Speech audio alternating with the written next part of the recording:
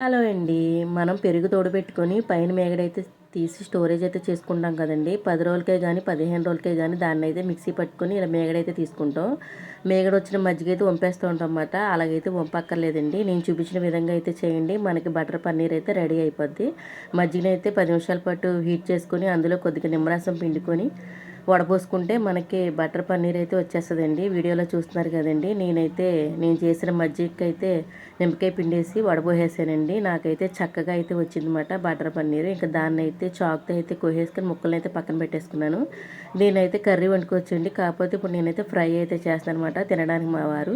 ఇంకా ఆయిల్ వేసి అందులో కొద్దిగా పసుపు, మన కోసిన బటరు అన్నీ వేసుకొని ఉప్పు, కారం, పసుపు అలాగే చికెన్ మసాలా పొడి కూడా వేసి కొద్దిగా కొత్తిమీరతో అయితే డెకరేషన్ అయితే చేశాను.